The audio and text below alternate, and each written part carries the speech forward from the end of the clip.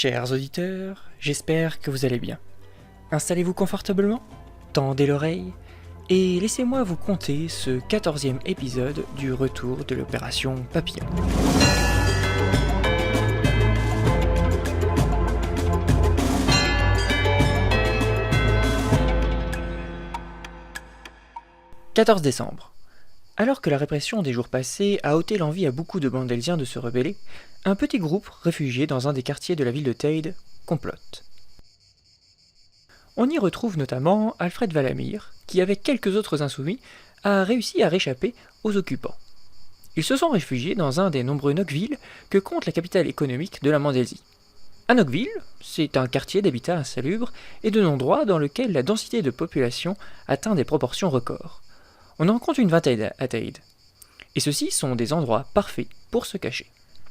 En effet, personne n'ose s'aventurer en ces lieux sans une raison valable, et les troupes du Grand Scan évitent également ces quartiers dans lesquels un drame pourrait vite arriver du fait de l'exiguïté de ces lieux. Pensez, chaque quartier regroupe plusieurs dizaines de milliers d'habitants sur des surfaces allant de 2 à 3 terrains de football. Nous sommes au 17e étage d'un immeuble du Nokville de Cobblade, le plus grand et le plus peuplé de ces quartiers dans la ville de Teyde. Alfred est assis avec 3 autres insoumis autour d'une table dans une toute petite pièce, à peine plus grande qu'une salle de bain. Une vieille lampe blanchâtre les éclaire vivement. Les murs sont ruisselants et l'odeur nauséabonde. La petite troupe semble préparer un coup pour la nuit à venir. « Chers amis, nous devons redonner espoir aux Mandelsiens dans la lutte qui nous incombe face aux troupes du Grand Scan. » Je suis d'accord avec toi, Alfred. La solution la plus efficace serait de libérer Justine, mais celle-ci est solidement gardée, déclare Lucie, une des insoumises présentes à la table. En effet, à elle seule, elle pourrait amener le pays à se soulever, mais nous ne pourrons venir à bout d'une telle opération seule. Mais comment grossir nos rangs ? Demande un homme costaud, répondant au nom de Bibule. Nous pouvons compter sur les forces Fenwith libres, mais celles-ci sont pour le moment bien trop éloignées de Teyde. Il faudra attendre quelques jours encore pour qu'elles puissent nous venir en aide. Et en attendant, le procès de Justine est dans 2 jours, et sa condamnation ne laisse que peu de suspens. Questionne Mieline, la dernière personne présente autour de la table. Oui, j'ai ma petite idée pour ça, mais je n'en dis pas plus pour le moment. Sachez seulement que nous pourrons compter sur une poignée de puissants alliés dans les prochains jours.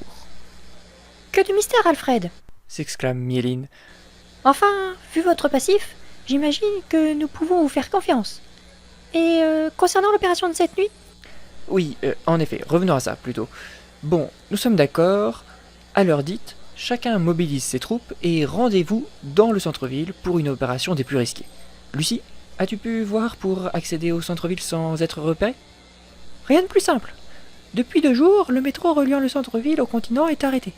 Nous passerons donc par ce tunnel, qui possède d'ailleurs un accès dérobé sous nos pieds. De là, nous gagnerons les égouts de Teyde et pourrons nous rendre aux différents lieux dits pour l'opération sans être vus. Il s'agit tout de même d'être prudent.